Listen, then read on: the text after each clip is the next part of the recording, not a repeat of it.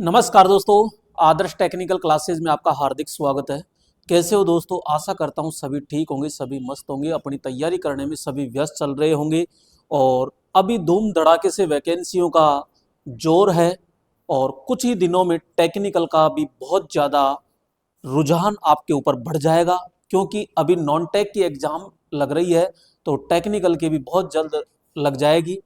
ठीक है दोस्तों, और यहाँ पर जो अपनी 2000 प्रश्नों की जो सीरीज चल रही है, एक तरफ आपके मास्टर कैप्सूल चल रहे जो दूसरे चैनल पर है। अगर वहां पे आपने वो मास्टर कैप्सूल नहीं देखा तो कुछ नहीं देखा। उसका जो लिंक है डिस्क्रिप्शन बॉक्स के अंदर दिया गया है, तो वहां जाकर आप मास्टर कैप्सूल भी डेली के डेली एक एक ले लिया करो। शाम को 6:15 बजे डेली आ जाता है और ये क्लास आपको पता है आपकी सुबह 7 बजे आ जाती है। तो दोस्तों यहाँ पर 2000 बहुत ही महत्वपूर्ण क्वेश्चन होंगे। 2000 के साथ साथ में आपको पता है कि प्रत्येक क्वेश्चन के साथ में हम बहुत पूरा उसका पोस्टमार्टम कर देते हैं, क्योंकि चिन्ह लगाना ही इम्पोर्टेंट नहीं है, उसका पोस्टमार्टम करना, उसकी पूरी व्याख्या समझाना ही मेन यहाँ का उद्देश्य है। आइए दोस्तों यहाँ पे क्वेश्चनों की ओर आगे बढ़ते हैं। और यहाँ पर आपको पता है कि आज 4 नंबर क्लास होगी, तो यहाँ पे 3 क्लास आपकी कहाँ मिलेगी?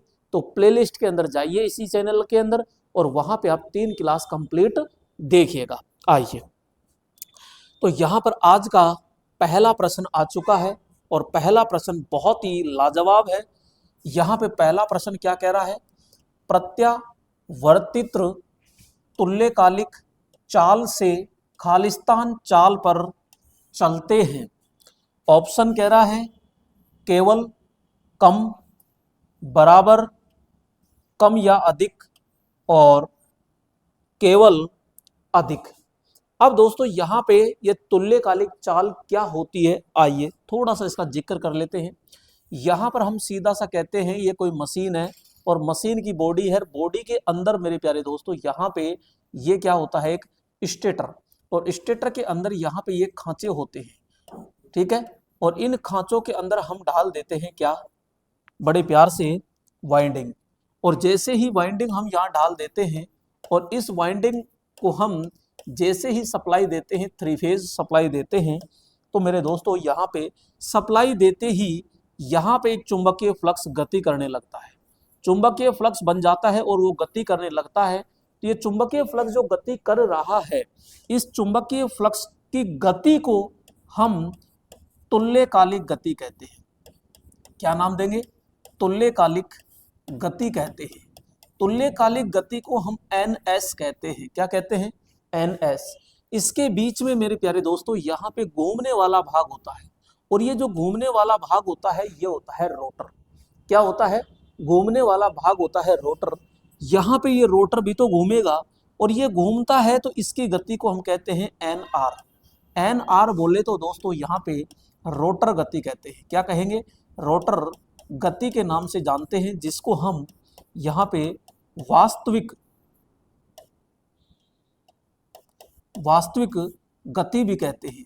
तो ये जो वास्तविक गति है, ये गति ही मोटर की नेम प्लेट पर अंकित होती है। अब क्वेश्चन ये कह रहा है कि तुल्यकालिक चाल से खालिस्तान चाल पर चलते हैं। तो मैं आपको ये कहूंगा कि हमारे पास में कुल मिलाकर 3 मशीन होती है। एक है यहाँ पे प्रेरण मोटर, और प्रेरण मोटर के अंदर मेरे लाडलो NS होती है और एक NR होती है। दूसरा यहाँ पे मैं कहूँगा एक होता है यहाँ पे अल्टरनेटर यानी प्रत्यावर्तक,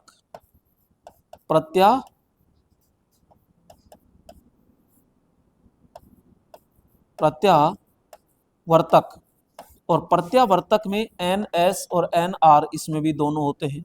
एक होता है यहाँ पे सिंक्रोनस मोटर, और सिंक्रोनस मोटर के अंदर भी दोस्तों NS और NR दोनों होते हैं। जब हम ये कहते हैं कि सिंक्रोनस मोटर में NS का मान ज़्यादा होता है और NR का मान कम होता है, तो यहाँ पे रोटर हमारा कम चलेगा यहाँ पे एनआर की स्पीड कम होती है, एनएस की स्पीड ज़्यादा होती है। दूसरी हम यहाँ पे कहते हैं अल्टरनेटर। तो अल्टरनेटर के अंदर होता क्या है कि एन आर ज़्यादा होता है, क्योंकि अल्टरनेटर के अंदर इसको तेज चलाया जाता है। चलाएगा कौन इसको? हमारा प्राइम मूवर, यानी कि या तो ट्रैक्टर को जोड़ेंगे हम अल्टरनेटर से या फिर किसी इंजन से जोड़ेंगे, तो उस बीच के वाले भाग को वो घुमाएगा तेज, और ये घुमाने के बाद विद्युत बनेगी यहाँ पे। ठीक है, तो यहाँ पे हम कहेंगे एन आर ज्यादा होगा और एन एस कम होता है। जबकि सिंक्रोनस मोटर में हमारी दोनों जो गति होती है वो बिल्कुल क्या होती है दोस्तों? कम होती, ओ सॉरी बराबर होती है। न तो एक आरपीएम ज्यादा होगा और न ही एक आरपीएम कम होता है। अब सीधा सा लेवल ये आता है किस मशीन के लिए पूछ रहा है, क्योंकि यहाँ केवल कम भी है, बराबर भी है और केवल अधिक भी है। तो तीनों मशीन है और तीनों मशीन का ये अब लफड़ा कर रहा है ये कि प्रत्यावर्तित्र क्या होता है। तो ये दोस्तों प्रत्यावर्तित्र जो है ये प्रेरण मोटर के लिए है, प्रेरण मोटर के लिए शब्द आया हुआ है। ये जब इसकी इंग्लिश देखेंगे तो यहाँ पे इंग्लिश के अंदर आपको बिल्कुल क्लियर हो जाएगा, क्योंकि ये जो प्रत्यावर्तक आता, ये प्रत्यावर्तक नहीं है, ये प्रत्यावर्तित्र है। ठीक है, प्रत्यावर्तित्र में तुल्यकालिक जो चाल होती है खालिस्तान चाल से चलते हैं, यानी रोटर के लिए कह रहा है ये कि रोटर इस चाल से क्या चलते हैं। तो हम कहते हैं कि जो अंदर का जो रोटर है वो सिंक्रोनस गति से कम चाल पर चलते हैं, तो हम कहेंगे केवल कम चाल पर चलते हैं। तो ये प्रेरण मोटर के लिए ये शब्द आया हुआ है। तो ये सारी चीज मेरे ख्याल से आपके माइंड में सीधी सीधी बैठ गई होगी। दूसरी चीज मैं ये भी कह दूं, यहाँ पे सिंक्रोनस गति और जो रोटर गति होती है इन दोनों का जो अंतर होता है वो स्लिप कहलाती है दोस्तों। क्या कहलाएगी? स्लिप कहलाती है। तो मैं बात करूं यहाँ इन दोनों का अंतर, क्योंकि दोनों गति बराबर है, तो यहाँ पे जो स्लिप होगी वहां स्लिप कितनी होगी? तो मैं कहूंगा इसमें स्लिप होती है 0। इसमें स्लिप क्या हो जाएगी? 0 होती है। ठीक है, इसमें स्लिप क्या होगी भाई? दोनों का अंतर है, यहाँ पे दोनों का अंतर है, यहाँ पे ये अंतर होगा, तो इसमें भी अंतर होगा, इसमें भी अंतर होगा, तो यहाँ धनात्मक होती है और यहाँ पे क्या हो जाएगी? ऋणात्मक होती है। तो राइट ऑप्शन तो हमारा ए होता है। आइए नेक्स्ट आगे की ओर चलते हैं, और दूसरा है कि धीमी चाल वाले डीजल इंजन प्रत्यावर्तित्र में खालिस्तान प्रकार के रोटर का उपयोग किया जाता है। ठीक है, तो दोस्तों यहाँ पे धीमी चाल वाले डीजल इंजन प्रत्यावर्तित्र में यहाँ पे खालिस्तान प्रकार के रोटर का उपयोग किया जाता है। तो धीमी चाल वाले डीजल इंजन, ठीक है, अब डीजल इंजन है तो अल्टरनेटर को वो क्या कर रहा है? घुमा रहा है। तो दोस्तों मैं बात करूं यहाँ पे, एक है धीमी गति वाला और एक है तेज गति वाला। तो यहाँ पे एक का नाम है दोस्तों, यहाँ पे मैं कहूंगा बेलनाकार रोटर, बेलनाकार, और एक होता है यहाँ सैलिएंट प्रकार। तो ये दो रोटर प्रयोग करते हैं। इसमें दोस्तों आप ये कह सकते हो कि ये इस प्रकार से है ये, ठीक है, और इसमें आप ये कह सकते हो ये यहां पे इसकी लंबाई क्या है? ज्यादा, इसका व्यास क्या है? कम। इसकी लंबाई इतनी सी है और व्यास ज्यादा है। इसमें पोल की जो संख्या होती है 2 या 4, इसमें पोल की संख्या होती है 6 से 40। इसमें जो गति होती है वो मेरे प्यारे दोस्तों 1500 से 3000 आरपीएम होती है। इसकी गति जो होती है वो दोस्तों कितनी होती है? 150 से लेकर के यहाँ पे 1000 आरपीएम होती है। आप थोड़ा सा कंफ्यूज चल रहे होंगे दोस्तों। प्रत्यावर्तित्र और एक शब्द आया यहाँ पे प्रत्यावर्तित्र, ये तो एक ही है ना, ये तो एक ही है, लेकिन इंग्लिश से करते समय इंग्लिश में चेंज कर दिया। अगर मैं सपोज कीजिए यहाँ पे अगर इसको अल्टरनेटर मानता हूं, इसको अल्टरनेटर मानता हूं, तो सीधा सा मैं कहूंगा कि तुल्यकालिक चाल से खालिस्तान चाल पर चलते हैं, तो तुल्यकालिक चाल से अधिक चाल, तो यह केवल अधिक आएगा अगर मैं अल्टरनेटर मानता हूं तो। ये चीज ध्यान रखना, इसको अल्टरनेटर मानता हूं तो इसको क्लियर कहां से करोगे आप भाई? क्लियर कहां से करोगे? इंग्लिश से। ठीक है, तो इंग्लिश से अगर क्लियर करते हो तो इंग्लिश के अंदर जैसे सपोज करो इंडक्शन मोटर है, तो यहां पे क्या आएगा? केवल कम। और इंग्लिश के अंदर अगर इसको क्या लिख रखा है, अल्टरनेटर, तो यहां पे क्या करोगे आप, केवल अधिक। तो यहां पे केवल हमने क्या माना है, मोटर, इस वजह से मैंने कम किया है। तो यहां पे आगे देखो, बेलनाकार है, तो यहां पे इसका जो ईएमएफ होता है, ईएमएफ वो भाई तेज गति है, और तेज गति है तो ज्यादा चुंबकीय बल को काटेगा, ज्यादा काटेगा तो ये ज्यादा ईएमएफ बनेगा दोस्तों। तो यहाँ पे ईएमएफ क्या बनेगा, उच्च, और इसका ईएमएफ क्या बनेगा, निम्न। ठीक है, यहां पे मैं कहूंगा ये आवाज की अगर मैं बात करूं, आवाज, तो दोस्तों इसमें आवाज क्या होगी, कम, इसमें आवाज क्या होगी, अधिक, तो इसमें क्या होगी, अधिक। एक शब्द होता है अवमंदक, क्या होता है, अवमंदक, तो दोस्तों इसमें अवमंदक, इसमें अवमंदक क्या होगा, कम, और इसमें क्या होगा, अधिक। ठीक है, यहां पे दूसरी चीज मैं ये कहूंगा कि जो बेलनाकार होता है और एक सैलिएंट होता है, इसमें आपसे क्या पूछ रहा है कि रोटर का प्रयोग किया जाता है, तो दोस्तों यहां पे धीमी चाल वाले, तो यहां तो पता लग गया आपको, धीमी चाल, ये तो 150 से 1000 ही है, और यहां 1500 से क्या है, 3000 है।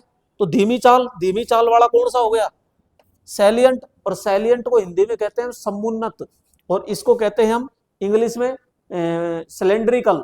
ये कहां प्रयोग होगा, तो हम कहते हैं जैसे एक तो टर्बो अल्टरनेटर, टर्बो अल्टरनेटर में, एक आपका थर्मल पावर प्लांट, यहां पे थर्मल पावर प्लांट के अंदर, थर्मल पावर प्लांट में, जबकि ये दोस्तों कहां होता है, हाइड्रो पावर प्लांट में, या फिर आप कह दीजिए पवन चक्की, जो विंड पावर प्लांट है, पवन चक्की के अंदर। ठीक है, तो यहां पे ये आपका प्रयोग होता है। तो ये मैंने दोनों का पूरा निचोड़ दे दिया है। तो राइट ऑप्शन क्या हो जाएगा इसमें, बेलनाकार सर्पिल समुन्नत, तो कौन सा आ जाएगा इसमें, समुन्नत ध्रुव इसके अंतर्गत आ जाता है। संतुलन की मैं बात करूं दोस्तों, यहाँ पे संतुलन, तो संतुलन दोस्तों इसका क्या होता है, अच्छा होता है, और इसका संतुलन क्या होता है, बेकार होता है, यानी खराब होता है, क्योंकि वाइब्रेट ज्यादा करेगा, क्योंकि इसका व्यास ज्यादा है, इसके लिए इसका संतुलन नहीं बनता है। नंबर 3, तार कुंडलित यानी वायर बाउंड प्रतिरोधकों के प्रतिरोध तार प्रयुक्त प्राथमिकता क्या होती है। तो दोस्तों पहले तो वायर बाउंड, अब ये वायर बाउंड क्या है, तो हम कहते हैं देखो, एक तो लिया जाता है यहाँ पे ये, तो दोस्तों एक ये पाइप है, और ये पाइप है, ये पाइप कौन सा है, तो ये आपके चीनी मिट्टी का हो सकता है या सेरामिक पाइप हो सकता है, लेकिन मैं सीधी भाषा में कहूंगा ये अचालक पाइप है, अचालक पाइप। और अचालक पाइप के ऊपर यहां पर एक तार लपेटा जाता है, ये, और ये तार लपेट करके दोस्तों ये बनाया जाता है वायर बाउंड प्रतिरोध। ये वायर बाउंड जो होता है, ध्यान रखना, ये आपके लगभग 2 वाट से लेकर के 50 वाट क्षमता के अंदर बनाए जाते हैं। तो ये उच्च क्षमता के होते हैं, इनका उपयोग जो होता है तो बड़ी मशीनों के लिए दोस्तों इसका हम क्या करते हैं, प्रयोग किया जाता है। बड़ी मशीनों के लिए इसका प्रयोग करते हैं, जैसे प्रयोगशाला हो गई, या फिर बहुत ज्यादा जैसे उद्योग होते हैं, बड़ी इंडस्ट्रियल मशीनें होती है, वहां पे दोस्तों इसका हम प्रयोग करते हैं। क्वेश्चन ये पूछ रहा है, अब ये 2 प्रकार के होते हैं, एक होता है आपके फिक्स मान का, और एक होता है यहाँ पे कम ज्यादा करने वाला। तो कम ज्यादा जो करते हैं उसको रियोस्टेट कहते हैं। क्या कहते हैं, वेरिएबल को रियोस्टेट नाम दे दिया जाता है। अब इसमें ये जो तार बना होता है, ये जो तार होता है ये किसका होता है, तो हम कहते हैं भैया ये यूरेका। दूसरा जैसे मैं कहूं यहाँ पे मैग्नीन, और भी पूछे यहाँ पे नाइक्रोम, नाइक्रोम का, और भी पूछे तो यहाँ पे टंगस्टन। तो दोस्तों इन सभी का हम क्या करते हैं, प्रयोग करते हैं। ऑप्शन में सिल्वर यानी चांदी पॉसिबल ही नहीं है, एल्यूमिनियम ये भी नहीं है, कॉपर ये भी नहीं है, क्योंकि ये तो बहुत ज्यादा चालक हो गए, और आपको प्रतिरोध से मतलब है। प्रतिरोध किस में ज्यादा होगा, नाइक्रोम में, क्योंकि हीटर में क्यों लगाए, क्योंकि उसमें प्रतिरोध ज्यादा, इस कारण तो ऊष्मा मिली। तो यहाँ पे तो अब हमारी मजबूरी हो गई, इसलिए हम क्या करेंगे, यहाँ पे नाइक्रोम करेंगे। लेकिन जैसे यहाँ पे यूरेका या मैग्नीन होता, तो यहाँ पे हम यूरेका या मैग्नीन को थोड़ा सा पहली प्राथमिकता में देते। क्लियर यहाँ पे, तो ये स्थिर मान का है, और वेरिएबल मान का होता है तो वो रियोस्टेट होता है, जिसमें ऊपर से हम पकड़ने की एक युक्ति होती है, जिसको हम आगे पीछे किसका करके दोस्तों बनाया जाता है। क्लियर? क्वेश्चन ये पूछे कि यहाँ पे तार कुंडली जो प्रतिरोध है ये एक प्रकार की कौन सी युक्ति है, तो मैं पहले तो ये कहूंगा कि ये रेखिक युक्ति है। कौन सी है? ये रेखिक युक्ति है। दूसरी चीज यहाँ पे मैं ये कहूंगा कि ये एक्टिव है या पैसिव है, तो मैं कहूंगा ये पैसिव युक्ति है। कौन सी है? पैसिव। दूसरा इसमें एक क्वेश्चन और पूछेगा, एक दिशात्मक है दो दिशात्मक, तो मैं कहूंगा ये दो दिशीय होती है। दो दिशीय यानी बाई डायरेक्शनल युक्ति होती है। इसमें चिन्ह तो लगाओ नाइक्रोम।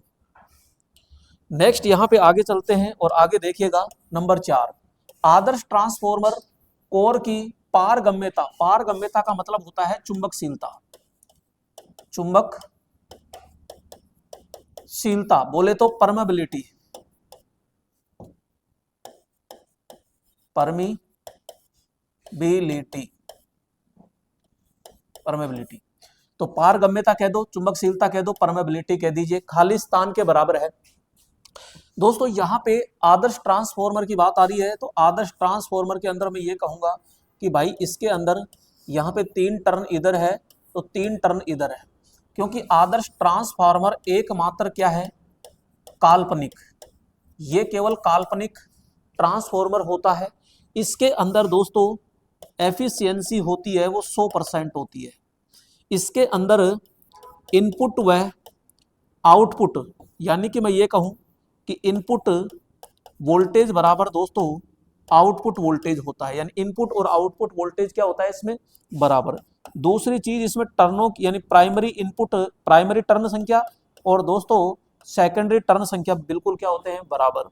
इसमें प्रतिरोध का मान क्या होता है? 0। इसमें दोस्तों यहाँ पे आपसे कहे ताम्र हानि कितनी होती है, तो मैं कहूंगा ताम्र हानि इसमें 0 होती है। इसमें दोस्तों चुंबकीय लीकेज की बात करें, लीकेज तो 0 होता है। यहाँ पे मैं कहूंगा चुंबकशीलता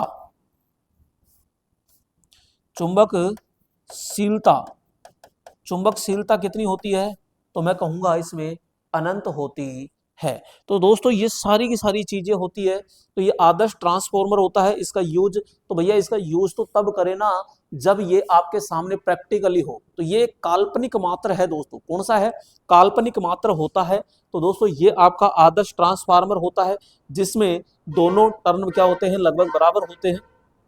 यहाँ पे n बराबर यानी दक्षता आपकी 100% हो गई। यहाँ पे आपका इनपुट और आउटपुट बराबर होता है। यहाँ पे प्राइमरी संख्या सेकेंडरी संख्या के बराबर होगी। यहाँ पे प्रतिरोध जो होता है वो 0 होता है, ताम्र हानि 0 होती है, चुंबकीय लीकेज दोस्तों यहाँ पे 0 होगा। चुंबकशीलता का मान दोस्तों इसमें क्या होता है? अधिकतम होता है। क्लियर यहाँ पे? तो यहाँ पे पारगम्यता चुंबकशीलता दोस्तों कितनी हो जाएगी, तो मैं कहूंगा सीधा इनफाइनेट यानी असीमित यानी अनंत होता है। आइए यहाँ पे 5 नंबर, यदि किसी चालक में प्रवाहित धारा कितनी है? 5 एम्पियर है तथा चालक का प्रतिरोध कितना है? 10 ओम है और ओम के नियम के अनुसार चालक में वोल्टेज ज्ञात कीजिए। अरे ये लल्लू किशन क्या से आ गया इसमें? V बराबर आई आर। तो यहाँ पे I कितनी है? 5 एम्पियर है और R कितना है? 10 है। और तो ये कितना आ गया? 50 वोल्ट आ गया। ऐसा भी तो क्वेश्चन आ सकता है, क्यों नहीं आएगा भाई? और जस्ट लोको पायलट में जस्ट अभी आया हुआ है। नेक्स्ट यहाँ पे हम कहते हैं कि चुंबकीय द्रव चालित यानी मैग्नेटिक हाइड्रोलिक हाइड्रोलिक एमसीबी में कौन सा अवयव लोहे निमज्जक को होल्ड करता है? तो यहाँ पे एक फ्यूज अवयव होता है, एक एलोहे ट्यूब होती है, एक द्विधात्विक पत्ती होती है, एक तापीय कुंडली होती है। तो दोस्तों अगर मैं सामान्य एमसीबी की बात करूं, सामान्य एमसीबी की दोस्तों मैं बात करता हूं, तो सामान्य एमसीबी एक प्रकार की क्या है? सुरक्षा युक्ति। ठीक है, काई की सुरक्षा करती है? तो मैं सीधा कहूंगा शॉर्ट सर्किट की, और दोस्तों ओवरलोड से क्या करती है ये? सुरक्षा। शॉर्ट सर्किट से सुरक्षा करती है वो तो दोस्तों आपके कौन सा सिद्धांत काम करेगा? चुंबकीय। कौन सा? चुंबकीय। और ओवरलोड पर दोस्तों कौन सा काम करेगा? थर्मल। तो यहाँ पे तो ये सिद्धांत दोस्तों दोनों होंगे, चुंबकीय और थर्मल। नेक्स्ट यहाँ पे मैं कहूंगा चुंबक के लिए दोस्तों यहाँ पे चुंबकीय क्वाइल होती है, तो यहाँ पे क्वाइल आती है। और थर्मल के लिए दोस्तों यहाँ पे द्विधात्विक पत्ती होती है, द्विधात्विक पत्ती दोस्तों यहाँ पे हम प्रयोग करते हैं, जिसे हम बाई मेटालिक स्ट्रिप के नाम से जानते हैं। एमसीबी की दोस्तों जो रेटिंग होती है वो क्या होती है, तो हम कहेंगे एम्पियर होती है।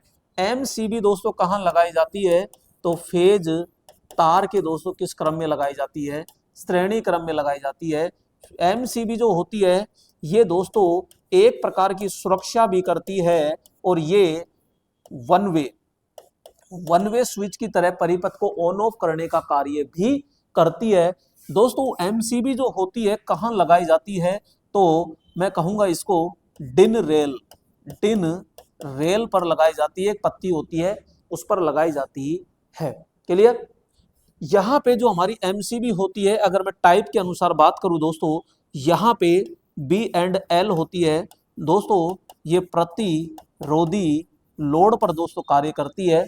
जैसे आपके प्रतिरोधी लोड, जैसे कि मैं बात करूं गीजर होता है, कोई भी हीटर होता है, या फिर दोस्तों कोई आपके प्रतिरोधी लोड यानी प्रतिरोध होता है, ऊष्मीय उपकरण होते हैं, ठीक है, उन सभी के लिए दोस्तों ये कार्य करती है।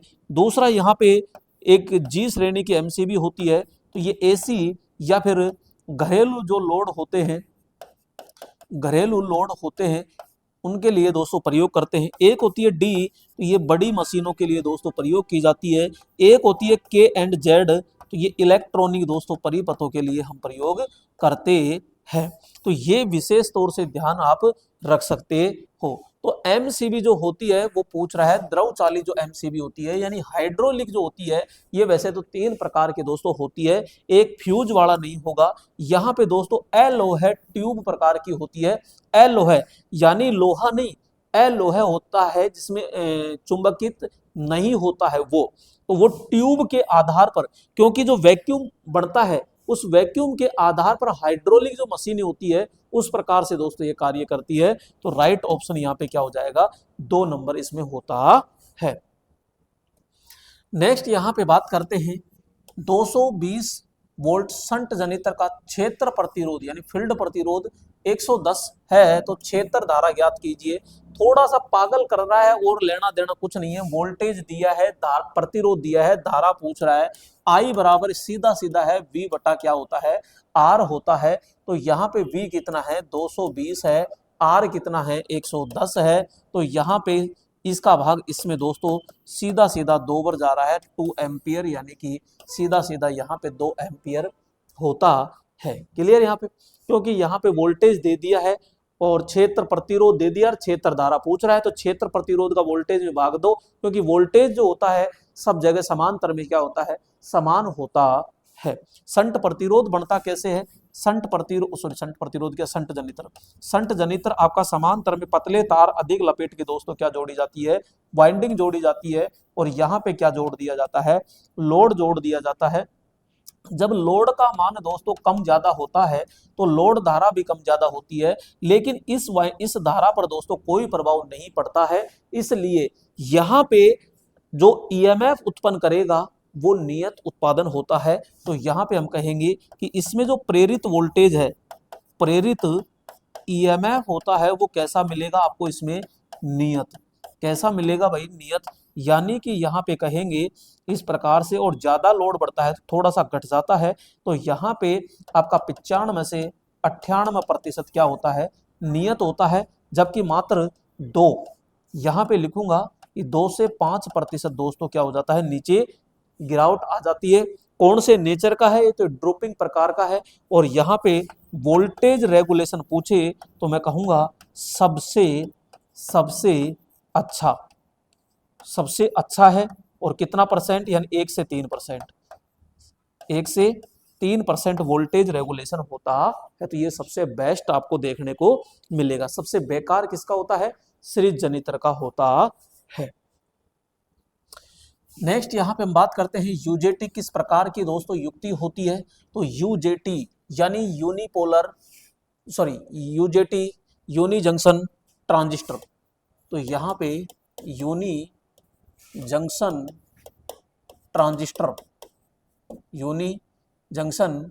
Transistor, uni junction transistor. अब यूजेटी की हम बात कर लेते हैं, तो यहाँ पे एक पी क्षेत्र होता है और एक बड़ा क्षेत्र होता है एन।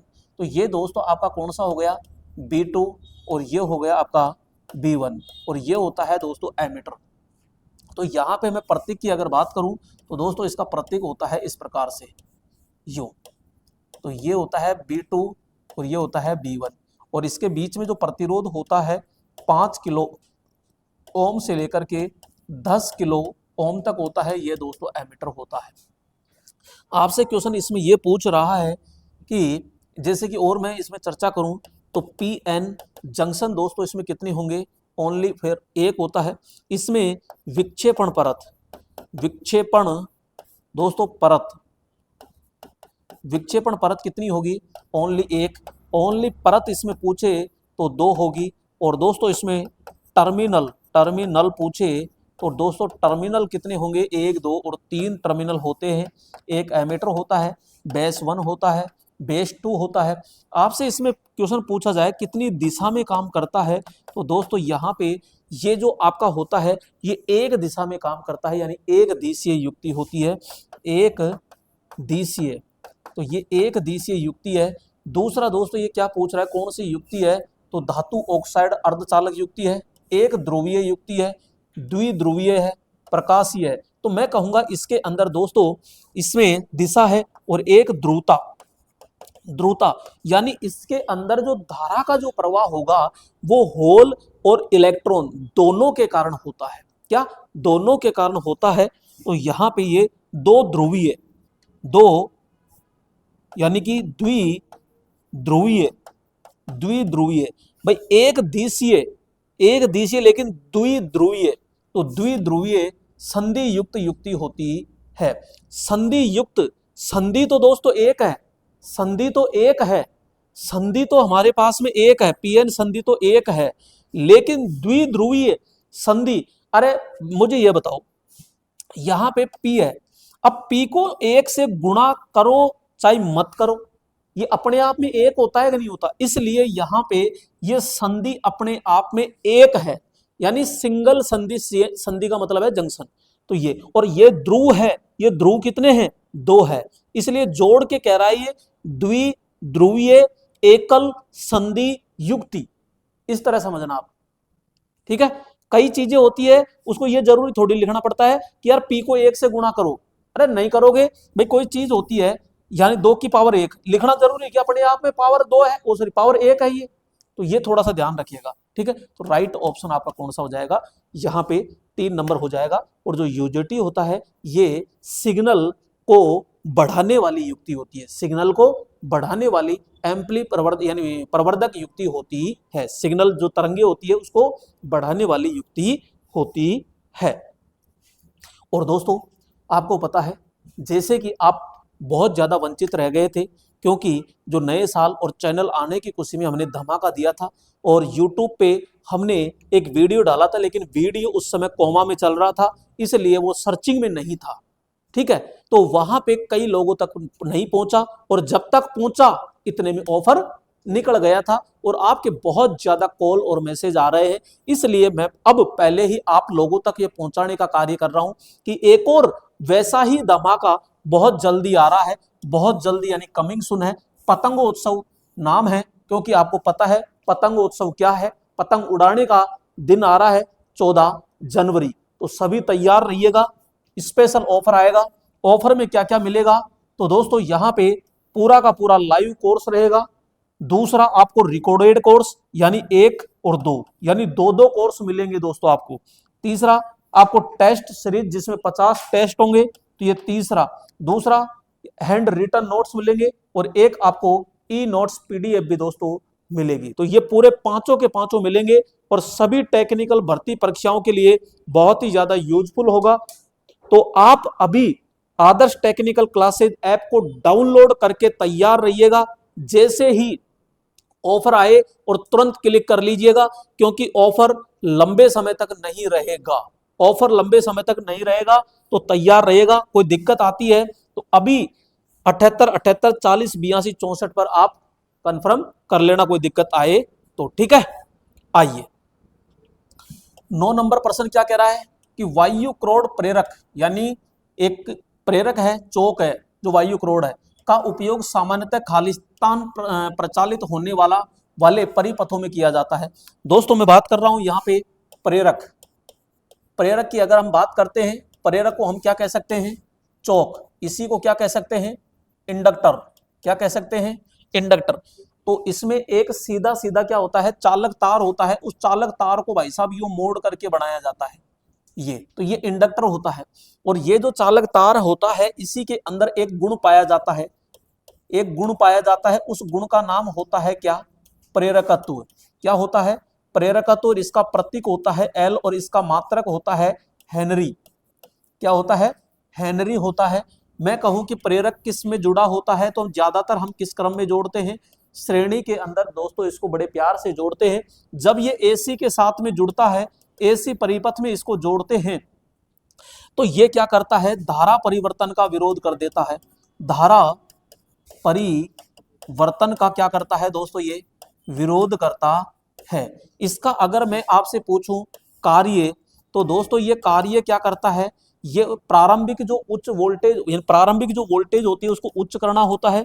दूसरा दोस्तों धारा को क्या करता है, ये नियंत्रण करता है, धारा को दोस्तों नियंत्रण करता है। तीसरा दोस्तों जो आपके रेक्टिफायर होता है उसमें फिल्टर का कार्य करता है। किसका काम करेगा, ये फिल्टर का कार्य करता है। नेक्स्ट मैं ये कहूंगा कि जो आपके प्रेरक होता है ना, ये प्रेरक भाई डीसी के लिए किसका काम करेगा, तो मैं ये कह रहा हूं अगर धारा इसमें जाएगी तो ये बाधा का भी काम करता है। तो इसमें होने वाली जो बाधा होती है वो XL कहलाएगी, और ये XL बराबर होता है 2 पाई दोस्तों FL होता है। डीसी अगर मैं देता हूं तो डीसी में बोलो जीरो होगी कि नहीं होगी, फ्रीक्वेंसी होगी, तो ये भी तो जीरो होगा। तो डीसी के लिए तो दोस्तों ये धारा को तुरंत क्या कर देगा, डीसी में दोस्तों ये धारा को क्या करेगा रे, पूरी धारा को ये पास करेगा। और दोस्तों एसी के अंदर ये धारा को क्या करेगा, ब्लॉक करता है। क्या करेगा, ब्लॉक। लेकिन मैं ये कहूंगा डीसी को पूरी की पूरी दोस्तों पास कर देगा, तो पूरी की पूरी पास कर दी तो धारा कितनी होगी डीसी के लिए, तो मैं कहूंगा धारा तो दोस्तों अनंत हो गई और प्रतिरोध इसमें जीरो हो गया। ये जुगाड़ कब देखने को मिलता है, जब आपका शॉर्ट सर्किट होता है। तो डीसी परिपथ में चोक किसके समान काम करता है, तो मैं कहूंगा शॉर्ट सर्किट के समान कार्य करता है। अरे किसके समान काम करेगा, शॉर्ट सर्किट के समान काम करेगा। इसका दोस्तों पावर फैक्टर बोलो क्या होता है, तो ये इसमें आपका जो वोल्टेज है वो दोस्तों आगे है और धारा दोस्तों इसमें कहाँ है, पीछे की ओर है। इसलिए दोस्तों पावर फैक्टर कैसे हो जाएगा, पश्चेगामी, यानी कि हम कहेंगे लेगिंग। कौन सा हो जाता है, लेगिंग पावर फैक्टर दोस्तों देखने को मिल जाएगा। अब यहाँ पे प्रेरक के प्रकार की मैं बात करूं तो दोस्तों यहाँ पे प्रकार कितने हैं। पहला प्रकार होता है आपके लोहे क्रोड युक्त चोक, लोहे क्रोड। दूसरा होता है दोस्तों यहाँ पे फेराइट, फेराइट। और तीसरा होता है दोस्तों वायु क्रोड। कौन सा, वायु क्रोड। लोहे युक्त जो चोक होता है सिलिकॉन स्टील की लेमिनेटेड पत्तियों से बना होता है, और ये जो होता है ये निम्न फ्रीक्वेंसी के लिए दोस्तों प्रयोग किया जाता है। जैसे कि आपके फ्लोरोसेंट ट्यूब लाइट है, सोडियम वेपर लैंप है, मरकरी वेपर लैंप है, मशीन होती है, उन सभी में लोहे क्रोड युक्त चोक होता है। और इसमें गुंजन ध्वनि भी दोस्तों देखने को मिलती है, यानी हमिंग ध्वनि होती है, ठीक है, जो क्रोड के कंपनों द्वारा होती है। नेक्स्ट हम बात करते हैं फेराइट। तो दोस्तों ये कार्बन और ग्रेफाइट के द्वारा बनाई जाती है, तो ये उच्च फ्रीक्वेंसी होती है, तो इसका उपयोग रेडियो टीवी के अंदर करते हैं। और दोस्तों इसमें वायु क्रोड, इसमें दोस्तों केवल ये कुंडली के रूप में होता है, इसमें कोई कोर नहीं होती है, कोर का रूप जो कर रहा है वो एयर है, तो ये उच्च फ्रीक्वेंसी के लिए होती है। और ये टीवी, रेडियो, ट्रांसमीटर आदि के अंदर दोस्तों प्रयोग किया जाता है। अब आपसे क्या पूछ रहा है कि वायु क्रोड युक्त चोक प्रचालित होने वाले परिपथ है, तो 50 हर्ट्ज से कम ये तो पॉसिबल ही नहीं है। 1 मेगा से लेकर के कई 100 मेगा हर्ट्ज तक की आवृत्ति उच्च आवृत्ति में होता है। श्रव्य आवृत्ति 20 से, तो ये 20 आ गया, तो यहां भी नहीं होगा। और डीसी के अंदर तो आपूर्ति करेगा नहीं, बचा कौन हमारा, ये 2 नंबर, तो यानी उच्च आवृत्ति। तो राइट ऑप्शन क्या, आप देख लीजिए एक के साथ में कितने हैं। यहां पे एक पर्सन के साथ में पूरा एक टॉपिक दोस्तों क्लियर है। पढ़ना है तो इस कदर पढ़िए ताकि एक प्रश्न के साथ में पूरे टॉपिक का क्या हो जाए, खात्मा हो जाए, पूरा पोस्टमार्टम हो जाए। इसी तरीके से आपको पूरा तरीके से पढ़ना है। आइए नेक्स्ट हम बात करते हैं प्रश्न नंबर 10। 3 फेज संतुलित प्रणाली में यदि लोड पूर्णतः क्या है, प्रतिरोधी है, तो भैया लाइन धारा क्या है, लाइन धारा क्या है। 3 फेज है और संतुलित प्रणाली है। क्या आपको स्टार डेल्टा कहीं नजर आ रहा है? नहीं है। यहां पे संतुलित है, इसका मतलब स्टार भी हो सकता है और यहां पे डेल्टा भी हो सकता है। लेकिन उस भाई साहब ने एक बात कह दी कि जो मेरा लोड है ना, वो कैसा है, पूर्णतः प्रतिरोधी है, पूर्णतः प्रतिरोधी है। क्योंकि आपको पता है कि यहाँ पे हमारे लोड कितने प्रकार के होते हैं, 3। एक कौन सा, प्रतिरोधी, एक कौन सा, प्रेरकीय, प्रेरकीय, और एक कौन सा, धारितीय, कौन सा, धारितीय। और हम कहते हैं कि जब धारितीय होता है ना, तो इसमें धारितीय होता है तो इसमें मेरे प्यारे दोस्तों धारा आगे होती है और वोल्टेज क्या रहता है, पीछे होता है। इसलिए इसमें जो पावर फैक्टर होता है ना, वो हमारा कैसा होता है, अग्रगामी। कौन सा होता है, अग्रगामी होता है। प्रेरकीय होता है, इसमें मेरे दोस्तों वोल्टेज आगे होता है और धारा पीछे। ये भाई साहब क्या करता है, वोल्टेज परिवर्तन का, सॉरी धारा परिवर्तन का विरोध करता है और ये वोल्टेज परिवर्तन का विरोध करता है। लेकिन ये पड़ोसी अपना ये कहता है कि मैं तो मेरी को साथ में रखूंगा। अरे मेरी कौन, यानी धारा को साथ में रखेगा। इसमें भाई साहब धारा पीछे होती है, इसमें धारा आगे होती है। और ये दोनों भाई साहब जड़े, दोनों यहाँ पे एक लड़की और एक लड़का, तो ये दोनों जने जाते हैं आराम से साथ साथ हाथ पकड़ के, और ये अपने साथ मस्त मगन में रहते हैं और ये प्रतिरोधी के अंदर होते हैं। तो यही तो पूछ रहा है कि लाइन धारा पड़ोसी के साथ में कैसे रहेगी, कितने डिग्री रहेगी, क्योंकि धारा और वोल्टेज में अंतर है। तो यहाँ पे भाई दोनों जने साथ साथ है, आराम से चिपक के आराम से साथ साथ है, तो कितना डिग्री अंतर आएगा, 0 डिग्री। ठोक दीजिए 0 डिग्री। अरे गुरुजी आपने बताया 0 डिग्री ठोक तो देते, लेकिन है ही नहीं 0 डिग्री। अरे तो यहाँ पे जब साथ साथ रहते हैं, बराबर होते हैं, इसी को बोलते हैं हम इन फेज। क्या बोलते हैं, इन फेज रहते हैं, यानी कला के अंदर रहते हैं, कला में रहते हैं। तो 90 डिग्री देखते हैं तो क्रॉस हो गया, और ये असंबंधित लाइन वोल्टेज के साथ और क्या चाहिए, साथ आ गया ना, तो फेज में होती है, कौन होती है, लाइन धारा। दोनों जने हैं भाई साहब, वोल्टेज और धारा। तो ठोक दो इनको आराम से, ठीक है, ठोक मत देना, पर्सन को ठोको। 11 नंबर। अब विशिष्ट गुरुत्व का मात्रक क्या होता है, बताओ। ग्राम प्रति सेंटीमीटर क्यूब, कोई मात्रक नहीं, यानी विमाहीन राशि है। मीटर प्रति सेकंड है, केजी प्रति मीटर क्यूब। तो दोस्तों यहां पे लफड़े हुए लफड़ा है, क्या है, तो यहां पे हम कहते हैं, पहले तो ये देखो विशिष्ट गुरुत्व कहते किसे हैं, तो हम ये कहते हैं कि भाई साहब कोई भी पदार्थ होता है तो पदार्थ का क्या होता है, द्रव्यमान। क्या होता है, यहां पे मैं कहूं द्रव्यमान, और बटे के अंदर मैं क्या करूं, यहां पे आयतन, आयतन, तो द्रव्यमान बटा आयतन। तो गुरुजी ये तो होता है घनत्व, ये तो होता है क्या, घनत्व। तो यहां तो इसका तो क्या आ जाएगा, केजी, और आयतन है तो ये तो होता है मीटर क्यूब। तो यहाँ पे तो ग्राम कह दो, चाहे ये कह दो, छोटा मान ये और बड़ा मान ये, तो ये तो घनत्व का है। लेकिन यहाँ तो विशिष्ट गुरुत्व, इसी को कहते हैं यहाँ आपेक्षिक घनत्व, आपेक्षिक घनत्व, ठीक है, आपेक्षिक घनत्व कहते हैं इसी को। अब यहाँ पे मैं कहता हूं आपेक्षिक घनत्व, यहाँ पे आपेक्षिक घनत्व। अब दोस्तों आपेक्षिक घनत्व क्या है, तो मैं कह रहा हूं कोई भी पदार्थ ले लीजिए उसका घनत्व, यानी पदार्थ का घनत्व, पदार्थ का घनत्व।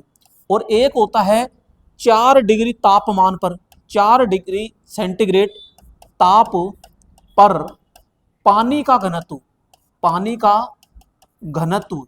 अब दोस्तों यहां पे मैंने लिख दिया ये। अब घनत्व से घनत्व जाएगा कि नहीं जाएगा, भाई घनत्व से तो घनत्व चला गया ना, तो बचा क्या, मात्रक। इसलिए इसका कोई भी मात्रक नहीं होता, यानी कि यहाँ पे मात्रक हीन होता है। ये क्या हो जाएगा? मात्रकहीन यानी विमाहीन राशि होती है। बोलो समझ में आया कि नहीं आया? पोस्टमार्टम हुआ कि नहीं हुआ? हुआ।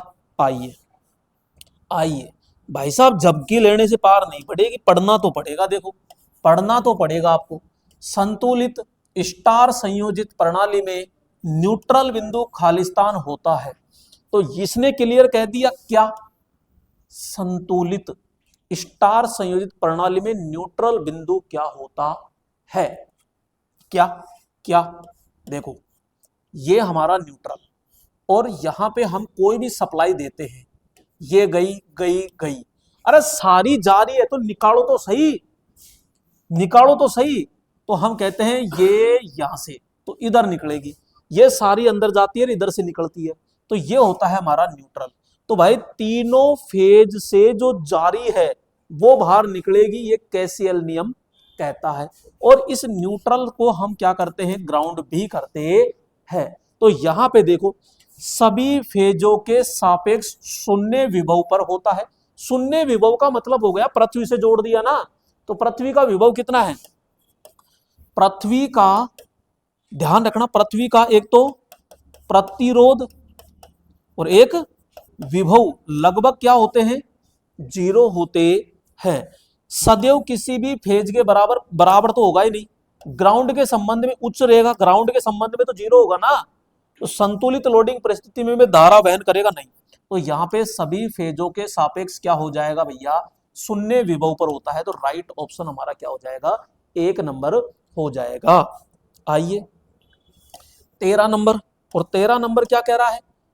वलय प्रमुख प्रणाली यानी रिंगमैन सिस्टम में टैपिंग के लिए एक प्रकार के घटकों का उपयोग किया जाता है। तो दोस्तों संधारित्र को माध्यम से, सीधे मुख्य आपूर्ति से और ट्रांसफॉर्मर का उपयोग करके, फ्यूज और नियंत्रण स्विच के माध्यम से।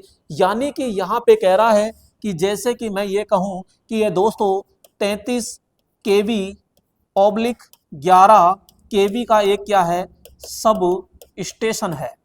ठीक है, यहां से दोस्तों हम चल दिए एक लाइन लेकर के, और यहां पे एक स्विच भी लगा दिया यानी सर्किट ब्रेकर, ये सीबी, और यहां पे एक 11 केवी की लाइन लेकर के जो कि 440 वोल्टेज में बदलेगा ये।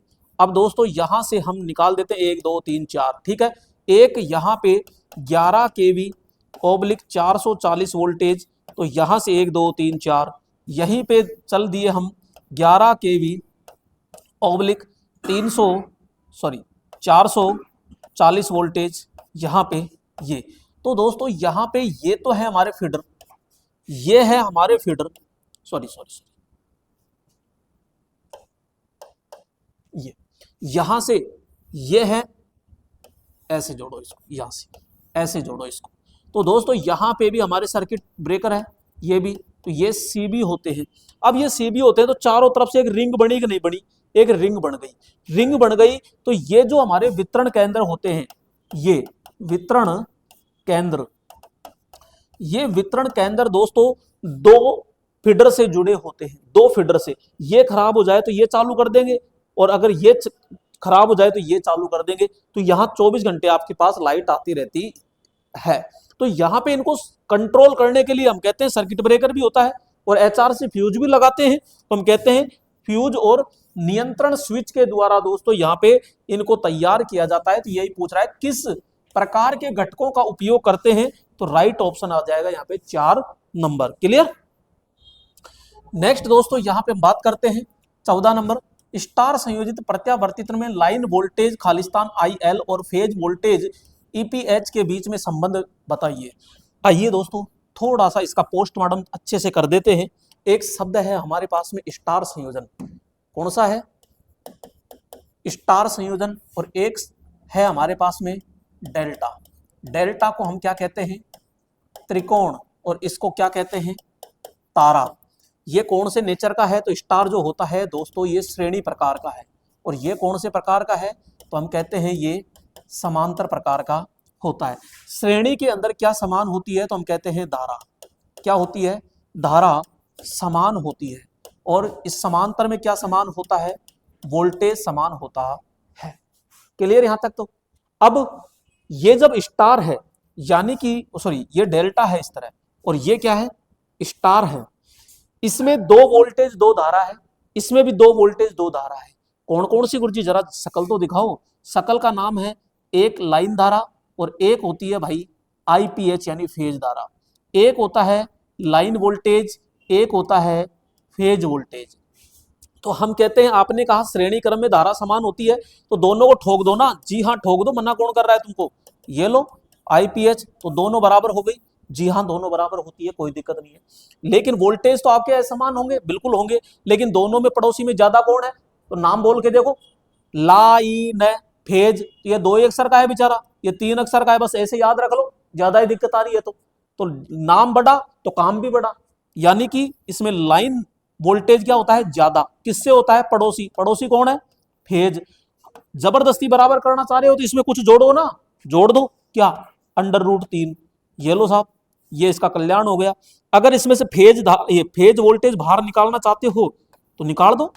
√, कहां जाएगा, बाढ़ में, बाढ़ गए नीचे, तो VL, ये लो यहां से इस तरह कर दो।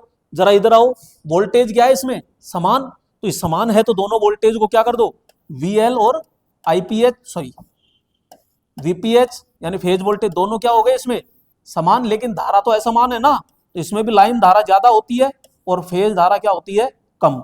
दोनों को बराबर करना चाहते हैं, इसमें भी वही क्या करो, √3 से क्या कर दो, सीधा गुणा कर दो। IPH अगर बाहर निकालना चाहते हो तो दोस्तों √3 को कहां फेंक दो, नीचे, और IL को कहां बैठा दो, टॉप पे।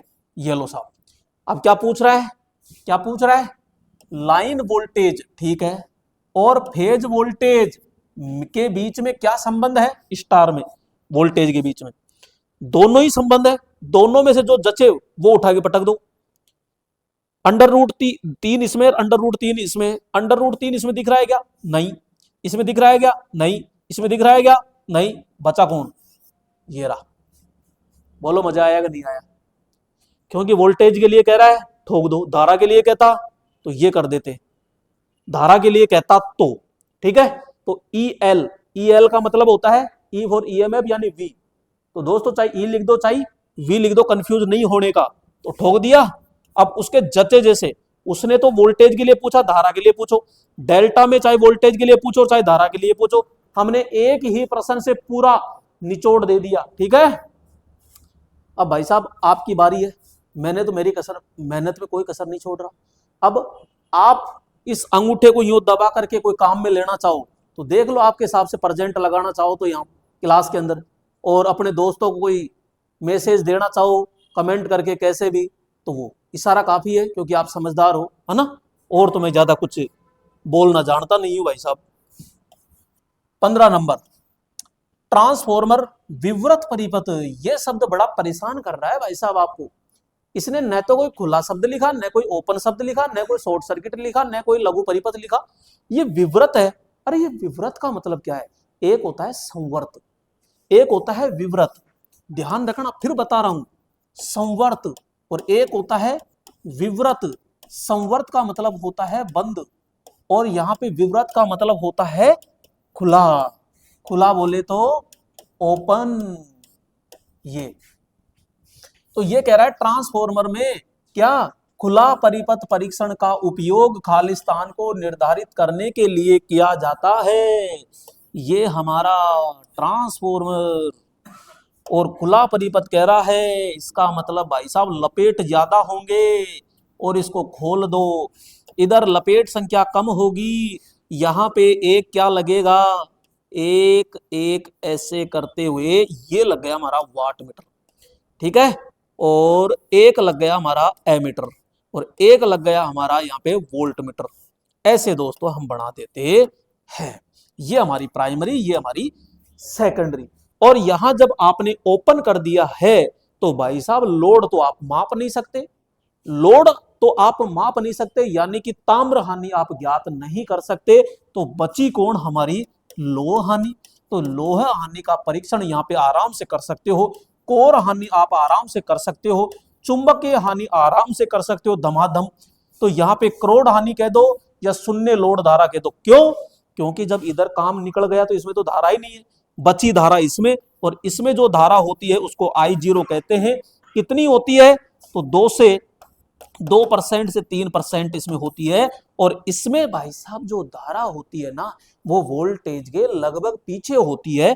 कितना पीछे होती है? तो हम कहते हैं ये वोल्टेज है, ये धारा है, और 70 से 75 या 70 से 80 डिग्री पीछे होती है शून्य भार धारा जो होती है ना। ये शून्य भार धारा है जो वोल्टेज से लगभग 70 से 75 डिग्री क्या होती है मेरे लाडलो, पीछे होती है। और शून्य भार धारा कुल लोड से 2 से 3% ही होती है। इसमें भाई साहब जब ये खुला होता है तो इसमें न तो कोई वोल्टेज ना कोई धारा, ये कुछ भी नहीं होता है। तो हम कह रहे हैं कोर हानि ज्ञात कर सकते हो, बिल्कुल कर सकते हो। लोड धारा ज्ञात कर सकते हो, कर सकते हैं। अवांछित स्ट्रे हानि पॉसिबल ही नहीं है। ताम्र हानि नहीं, वायु घर्षण नहीं। ठोक दो इसको, बोलो समझ में आया कि नहीं आया? आया, आया तो चलो आगे। नेक्स्ट हम करते हैं आगे। यदि शून्य लोड द्वितीयक वोल्टता, यदि शून्य लोड द्वितीयक वोल्टता 250 वोल्ट है और पूर्ण लोड द्वितीयक वोल्टता 200 वोल्ट है, तो ट्रांसफॉर्मर वोल्टता का नियमन प्रतिशत में गणना करो। वोल्टेज नियमन बोले तो वोल्टेज रेगुलेशन यानी VR, बोले तो VR। तो दोस्तों यहां पे voltage regulation VR, voltage regulation ये क्या होता है गुरुजी थोड़ा सा समझा दो। ये हमारा चोखा भला ट्रांसफॉर्मर है। यहाँ पे ये जब ये शून्य लोड का मतलब शून्य नहीं होता, यहाँ थोड़ा सा लोड दे देते हैं, ठीक है। थोड़ा सा लोड दिया तो वोल्टेज मिला, कुछ मिला। मान लीजिए 100 वोल्टेज है यहाँ पे, ठीक है। यहाँ पे हम कहते हैं 100 वोल्टेज है। जब हमने यहाँ पे 2 वाट का लोड लगा दिया, ठीक है, और अब हम क्या करते हैं, इस 2 वाट को हटाया और यहाँ पे 2000 वाट लगा दिया। 2000 वाट का एक लोड लगा दिया, इसकी कैपेसिटी थी फुल 2000, हमने 2000 का लगा दिया। अब भी तो यहाँ वोल्टेज मिलेगा। कितना मिला? हमने कहा गुरुजी थोड़ा सा घट गया, कितना? 95 हो गया। पहले कितना था? 100, अब कितना हो गया? 95 हो गया। क्यों? क्योंकि आपने लोड बढ़ा दिया। मैं ये पूछ रहा हूं, ये 2000 की तुलना में 2 क्या है? आप किसी को सपोज करो 2000 रुपए उधार देते हो और वो बदले में आपको 2 रुपए देता है, तो आपका रिएक्शन क्या होगा कि ई को भी थारा ललाड़ गए चपका लसी 200, यही कहोगे ना? अरे हाँ भाई साहब, तो 2 रुपए क्या हो गया, यानी शून्य हो गया ना लगभग। इसीलिए कहा जाता है कि शून्य लोड अवस्था से फुल लोड अवस्था तक जो वोल्टेज मान में परिवर्तन आया है उसी को हम वोल्टेज रेगुलेशन कहते हैं। क्लियर? अब यहां पे हम चाहते हैं कि वोल्टेज रेगुलेशन तो कम से कम होना चाहिए, और आदर्श वोल्टेज का जो वोल्टेज रेगुलेशन होता है वो कितना होता है? 0। कितना होता है? 0 होता है। और वैसे कम से कम होना चाहिए 1 से 3%। तो यहां पे हम कहते हैं VNL माइनस VFL, अरे VFL अपॉन में VFL इंटू में 100 VNL नो लोड। तो हम कह रहे हैं ये बेटा शून्य लोड पर कितना है? 250, ठोक दो 250, माइनस फुल लोड, पूर्ण लोड पर द्वितीयक 200 है, ठोक दो 200, नीचे भी फुल लोड है 200, इनटू में आप 100 कर दो परसेंटेज बनाने के लिए। 250 में से 200 गया तो बचा कितना? 50। ये 2 जीरो और लगा दो ऊपर, नीचे 200, 2 जीरो से 200, और ये 50 में 2 का भाग दिया तो VR बोलो कितना आ गया रे? 25%। क्या ऑप्शन में मैच खा रहा है क्या? जी हाँ, तो लगा दो यहां 25%। हो गया काम तमाम, ठीक है। तो यहां ध्यान रखना, आदर्श ट्रांसफॉर्मर में VR बराबर कितना है? 0। और ध्यान रखना हमेशा वोल्टेज रेगुलेशन क्या होनी चाहिए? कम से कम होनी चाहिए। नंबर 17, निम्नलिखित में से किस मापक का उपयोग अर्थिंग प्रणाली का भू प्रतिरोध के परीक्षण में किया जाता है? भाई साहब भूमि का प्रतिरोध, तो भाई साहब हम करेंगे भू टेस्टर। और भू टेस्टर को कहते हैं अर्थ टेस्टर। क्या कहते हैं? अर्थ टेस्टर। और इसी को कहते हैं भूमेगर, भूमेगर, ठीक है। तो भूमेगर कह दो, अर्थ टेस्टर कह दो, बू टेस्टर कह दो। और इसमें जो टेस्टर होता है ना, इसमें ध्यान रखना, अर्थ टेस्टर वाले में दो तो होती है सीसी 1 और 2, और दो होती है इसमें पीसी,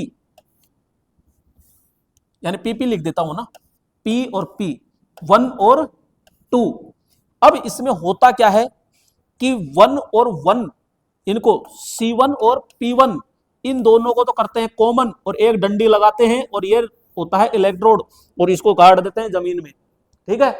और फिर दूसरा आता है यहाँ पे P2 और एक आता है C2, एक इसमें होता है और एक यहां पे होता है। ऐसे करके 3 इलेक्ट्रोड होते हैं भाई साहब अर्थ टेस्टर में, जो जमीन का प्रतिरोध या किसी भी जैसे ट्रांसफॉर्मर हो गया, या फिर आपके कोई भी मशीन होगी, बड़ी मशीन पावर हाउस में हो गए, सीटीपीटी का अर्थ मापना, अर्थ प्रतिरोध मापना है, उन सभी का अर्थ प्रतिरोध मापते हैं। और इनके बीच का जो गैप होता है वो दोस्तों कम से कम 10 मीटर तो होना चाहिए निम्न में, और बड़ी प्रणाली होती है तो 20 मीटर भी होता है, और भी ज्यादा बड़ी होती है तो 50 मीटर भी रखा जाता है।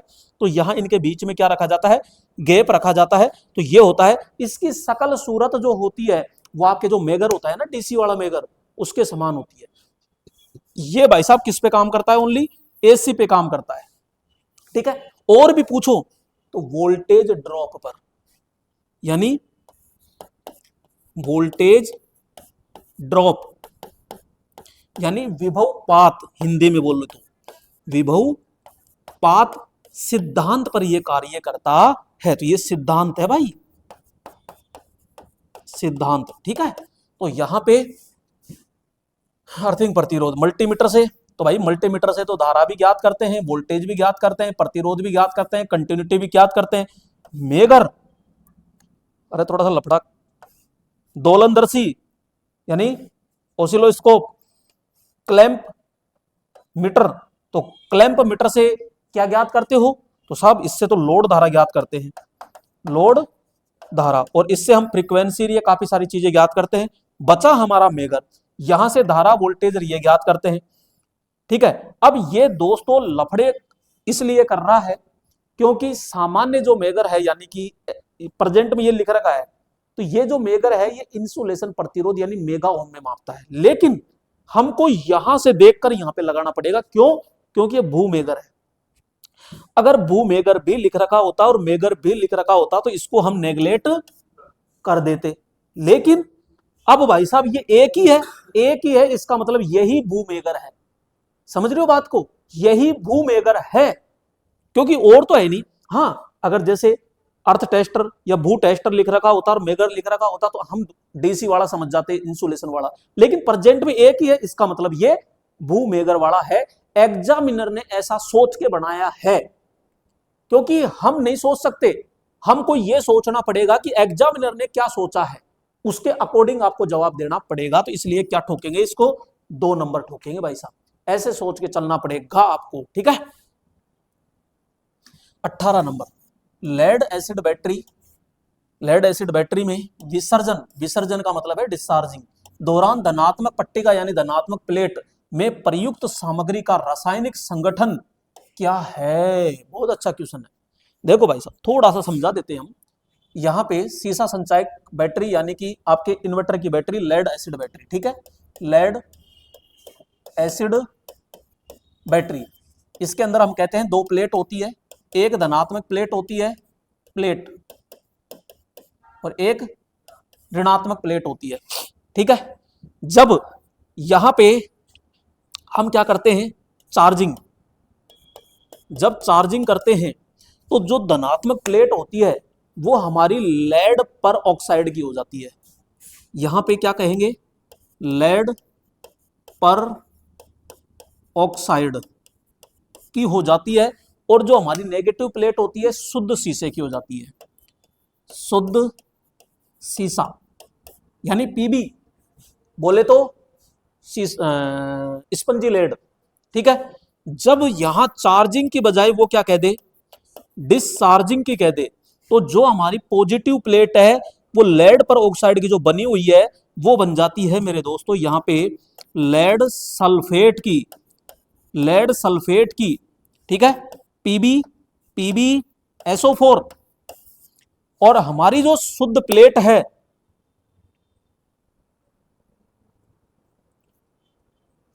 पॉजिटिव प्लेट लेड सल्फेट की हो गई, ठीक है। यहां पे जो शुद्ध प्लेट, ये सॉरी सीसा संचायक यानी नेगेटिव जो प्लेट होती है डिस्चार्जिंग पे, ये भी किसकी बन जाती है, लेड सल्फेट की, लेड सल्फेट की बन जाती है, यानी दोनों ही प्लेटें लेड सल्फेट की बन जाती है।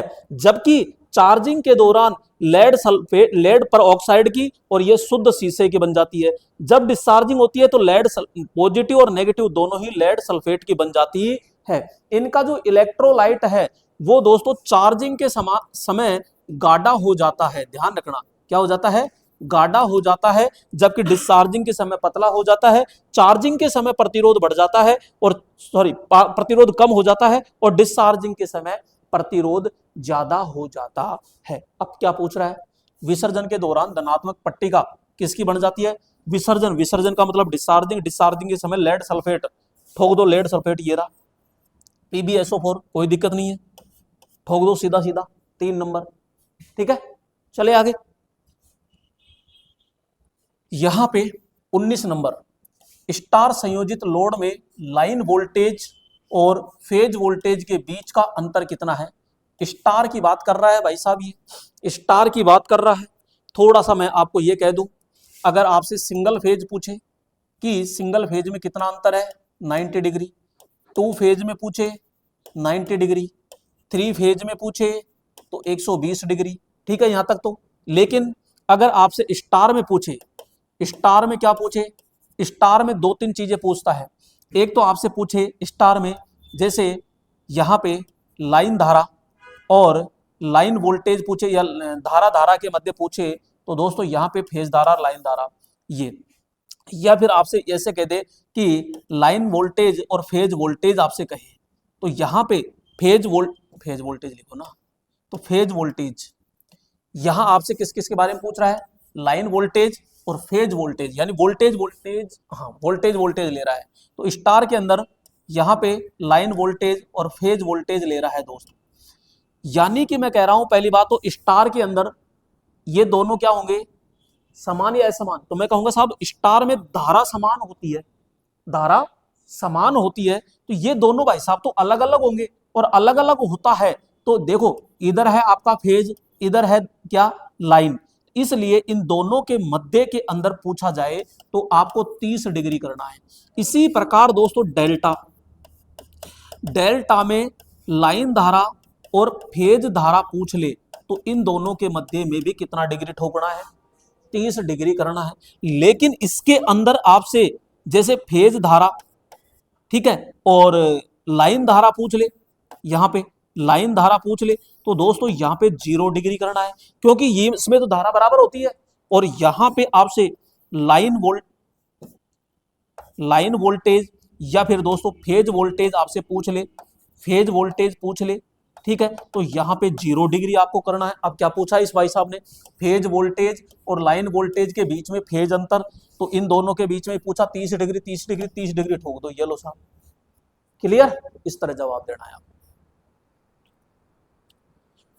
20, यहां पे डीसी जनित्र अपरिवर्तित चाल से चल रहा है, यदि लोड धारा बढ़ती है तो टर्मिनल वोल्टेज पर क्या प्रभाव पड़ेगा, डीसी जनित्र अपरिवर्तित चाल से। हम ये कह रहे हैं कि भाई यहां पे E बराबर phi Z N P upon में 60A, मैंने बार बार कहा है, बार बार आपको दोहराया है। तो यहाँ पे और यहाँ पे एक P4 पोल और एक Z4, ये चारों भाई साहब क्या होते हैं, नियतांक, नियतांक, इनको आप चेंज नहीं कर सकते रनिंग अवस्था में। बचे कौन, डमरू, ये डमरू बच गए भाई साहब, एक तो फाई और एक एन। एन की बात कर रहा है कि वो कह रहा है कि टर्मिनल वोल्टेज पर क्या प्रभाव पड़ेगा, टर्मिनल वोल्टेज यही तो हुआ ना एक तरह का, क्योंकि ये पैदा करके तो टर्मिनल वोल्टेज भी देगा ना, तो ये चेंज हो गया तो टर्मिनल वोल्टेज भी सीधा चेंज हो गया। और वो क्या कह रहा है कि चाल अपरिवर्तित से चल रहा है, अपरिवर्तित चाल से चल रहा है, अपरिवर्तित, एक होता है परिवर्तित और एक होता है अपरिवर्तित। इसका अर्थ क्या है, परिवर्तित बार बार चेंज होना, अपरिवर्तित चेंज न होना, चेंज न हो, भाई ए को हटा दो, परिवर्तित चाल से चल रहा है, इसका मतलब चाल बार बार चेंज हो रही है। अपरिवर्तित यानी चाल क्या है, नियत, चाल क्या है, नियत है, यानी चाल आपकी कैसी है, नियत है, चाल नियत है। तो मैं कह रहा हूं चाल नियत है, अरे चाल नियत है तो ईएमएफ भी क्या है, नियत है क्या, नियत, अपरिवर्तित रहता है, हो गया अपरिवर्तित, परिवर्तित बार बार चेंज होना, अपरिवर्तित, तो ये लो साहब, बोलो कोई दिक्कत है क्या, ये नियत, ये भी नियत, ये परिवर्तित, ये भी परिवर्तित, ये अपरिवर्तित, ये भी अपरिवर्तित, क्योंकि वो अपरिवर्तित है तो ये भी अपरिवर्तित हो गया सीधा सीधा, क्योंकि ये शब्दों का ही तो खेल है, इसी में तो फंसाएगा आपको, बस यही तो लॉजिक है यहां पे। ठीक है, आइए फटाफट चलो भाई, और भी हमारे पास क्वेश्चन है। 21 number, 20 KVA 2500 oblique 250 volt 50 hertz एक कलीय ट्रांसफॉर्मर ने खुला परिपथ परीक्षण परिणाम यानी निम्न वोल्टेज पार्श्व पर 250 वोल्ट 1.6 एम्पियर है और 100 वाट दिया है, तो शून्य भार शक्ति गुणक ज्ञात कीजिए। अरे तो सीधा ही रो देता कम से कम कि पावर फैक्टर कितना है, और जो भी सिंगल फेज में तो P बराबर VI कोस थीटा होता है क्या, यही तो हमारा पावर फैक्टर होता है तो पकड़ के बाहर लिया हो, VI को फेंक दो नीचे, P को ऊपर, क्या P दे रखा है कहीं 100 वाट, 100, V दे रखा है कहीं ये रहा 250 इंटू I दे रखा है कहीं 1.6, पॉइंट को हटाओ ऊपर फेंको, 100 1 0 ऊपर नीचे हो गया 250 इंटू 1 पॉइंट, अरे ये 16, अब 250 से मेरे ख्याल से 4 बार गया सीधा सीधा गया, और 4 1 कम 4 और 4 चौक 16, और बोले तो मेरे ख्याल से शायद 0.25 है क्या, 0.25 ये बैठा, ठोक दो। ठीक है, ये ऊपर का फालतू पागल बनाने के लिए दे दिया भाई साहब, कोई मतलब ही नहीं है। वो तो कहता है यहां तक खुला परिपथ परीक्षण परिणाम है निम्न वोल्टेज पर, फिर आगे कह रहा है ये, और यही से तो पूछ रहा है हमारा, ऊपर तो केवल पागल बनाने के लिए कह दिया, ऊपर तो कोई मतलब ही नहीं है। ऐसे ही आते हैं सवाल, अरे भाई साहब ऐसे सवाल चुटकी में हो जाते हैं, कब, जब हमारा टॉपिक मजबूत होता है ना तब, अगर टॉपिक मजबूत नहीं है तो फिर राम नाम बजते रहो आराम से, जय बजरंगबली ठोकते रहो ऐसे। ठीक है, 22 नंबर, दिए गए कथनों को ध्यान पूर्वक पढ़िए, सही विकल्प का चयन कीजिए। तो मैं तो कह रहा हूं उस समय ध्यान पूर्वक मत पढ़ना, अब पढ़ो ध्यान पूर्वक, तो उस समय तो चुटकी में ही हो जाएगा। लेकिन हम क्या करते हैं, उल्टा करते हैं, वहां ध्यान से पढ़ते हैं, यहां ध्यान से नहीं पढ़ते, और वहां ध्यान कहां से लगे, फिर दिमाग में तो है ही नहीं अपने में। पहला क्या कह रहा है, प्लेट अर्थिंग, ठीक है, दोष धारा को सुरक्षित रूप से भूमि में प्रवाहित करने के लिए एक निम्न प्रतिरोध पथ, पथ का मतलब मार्ग, सुनिश्चित करता है। घरों में अर्थिंग क्यों बनाते हो, ताकि कोई भी दोष हो जाए, शॉर्ट सर्किट हो जाए, उसको जल्दी से जल्दी जमीन में भेज दे। जल्दी से जल्दी कब जाएगी, जब निम्न प्रतिरोध होगा। इसका मतलब पहला कथन क्या है आपका, बिल्कुल पेटेंट है, कोई दिक्कत नहीं है, 100% सत्य है।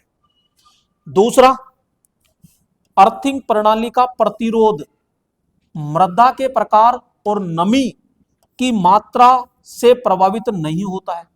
अरे बेवकूफ कहीं के, तू पानी क्यों डालता है इसमें, नमक कोयला क्यों डालता है, ताकि हमारा प्रतिरोध कम से कम हो, इसलिए तो डालता है। ये कह रहा है कि प्रभावित नहीं कर रहा प्रतिरोध, हट यहां से। तो यानी कि एक सही दूसरा गलत, कथन एक और कथन दो दोनों सही गलत बात, कथन एक और कथन दो दोनों गलत बात। कथन एक सही है लेकिन कथन दो गलत है, बिल्कुल सही बात है। ये ऐसे होगा भाई साहब, ये जब तक पूरा पैटेंट आपके माइंड में नहीं आएगा तब तक ऐसे क्वेश्चनों को नहीं कर सकते, नहीं कर सकते। 23 नंबर, विद्युत प्रणाली में भू संपर्क के संदर्भ में खालिस्तान का भू प्रतिरोध पर सबसे अधिक प्रभाव पड़ता है। विद्युत प्रणाली में भू संपर्कन यानी भूमि से जोड़ने के संदर्भ में खालिस्तान का भू प्रतिरोध पर सबसे अधिक प्रभाव किसका पड़ता है? ग्राउंड पर लगाई गई वोल्टता, ग्राउंड पर लगाई गई वोल्टता, भू संपर्कन चालक की लंबाई का, भू संपर्कन छड़ की लंबाई का, और मृदा प्रतिरोधकता। अभी तो समझाया, ऊपर वाला ही क्वेश्चन ये है। तो सबसे ज्यादा प्रभाव तो यहाँ पे भू संपर्कन पर। पानी कोयला क्यों डालते हो? ताकि इसका प्रतिरोध कम से कम हो। तो भूमि का जो प्रतिरोधकता है इसी का ही सबसे ज्यादा प्रभाव पड़ता है भाई साहब, कम से कम रखना पड़ेगा आपको।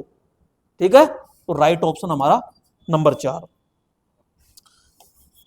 विद्युत भंग यानी कि पावर फेलियर हो गया, पावर जो है शक्ति प्रणाली हमारी फॉल्ट हो गई, होने के दौरान एक महत्वपूर्ण सुरक्षा उपाय निम्नलिखित में से कौन सा है? यानी भाई साहब विद्युत फॉल्ट होगी, कोई कमरे में कहीं भी आग लग गई, अब आपके माइंड में क्या चलेगा? विद्युत की स्थिति की पुष्टि किए बिना ही उपकरणों का उपयोग जारी रखना। यानी कि आपको यही पता नहीं है कि उपकरण मेरा कितनी लोड लेगा और डायरेक्ट आप लोड से चला रहे हो।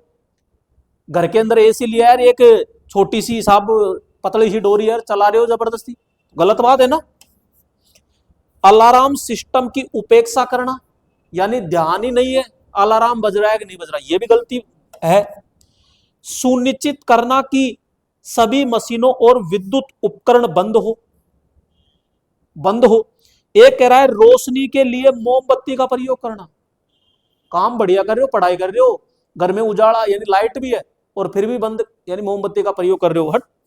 और यह कह रहा है पहले सुनिश्चित कर लो कि सभी मशीन और विद्युत उपकरण बंद हो और फिर आप तरीके से पता लगाओ हर चीज का। तो राइट ऑप्शन हमारा क्या हो जाएगा यहाँ पे? सुनिश्चित करना कि सभी मशीन और विद्युत उपकरण क्या हो? बंद हो।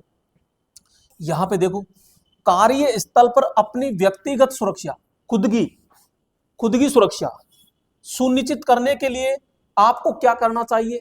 खुद की सुरक्षा करनी है तो आपको क्या करना चाहिए? अब ये टॉपिक भाई कहीं भी नहीं मिलेगा आपको। खुद को आराम धीरे धीरे से जब रेगुलर पढ़ते रहोगे ना, अपने आप ध्यान आता रहेगा, क्योंकि सुरक्षा सावधानी में दे रखा है। और भाई साहब हम ऐसे चैप्टरों को पढ़ते नहीं है, ये है लॉजिक। जबकि हमारे जितने भी कोर्स चाहे ऑफलाइन हो चाहे ऑनलाइन हो, एक एक टॉपिक आराम से लिख के तरीके से हमने रिकॉर्ड में लिखवाया है आपको। जो पढ़ते हैं उनको पता है, नहीं पढ़ते तो भाई कैसे पता पड़ेगा? तो आपको अगर ऐसे सारी चीज चाहिए तो आपको जल्दी से जल्दी आदर्श टेक्निकल क्लासेज ऐप डाउनलोड करके आपको कोर्स लेना है। लेकिन अभी मत लो, ऑफर आ रहा है धमाकेदार संक्रांति में, मकर संक्रांति पे। चेतावनी के संकेतों और निर्देशों की उपेक्षा का मतलब होता है ध्यान ही मत दो। भाई ये तो मरवाएगा, कहते चेतावनी पे ध्यान ही मत दो। कहते कार्यों को शीघ्रता से पूरा करने के लिए जोखिम उठाओ, यानी रिस्क लो बार बार जल्दी से, गलत। उपकरणों की जांच किए बिना ही जल्दबाजी में काम करें, यह भी गलत बात, उल्टा काम करवा रहा है, मरवाएगा ये तो। व्यक्तिगत सुरक्षा उपकरण पहने, खुद की सुरक्षा करनी है। लाइट का काम कर रहे हो तो हाथों में ग्लव्स होने चाहिए, यहाँ पे प्लायर पे इंसुलेशन चढ़ा होना चाहिए, आंखों पे चश्मा होनी चाहिए, कानों पे हेड वो होना चाहिए, माथे पे आपके हेलमेट होना चाहिए, पैरों में जूते होने चाहिए भाई साहब, बढ़िया फर्स्ट क्लास। ठीक है, चमड़े वाले नीचे रबड़ की सोल वाले। और यहाँ पे राइट ऑप्शन हो जाएगा हमारा ये। तो बोलो दोस्तों, ये थे आपके आज के 25 क्वेश्चन। सेशन कैसा लगा? बढ़िया कुछ लगा है तो कमेंट में जरूर लिख देना। ठीक है, फिर मिलते हैं नेक्स्ट सेशन के साथ, तब तक के लिए धन्यवाद।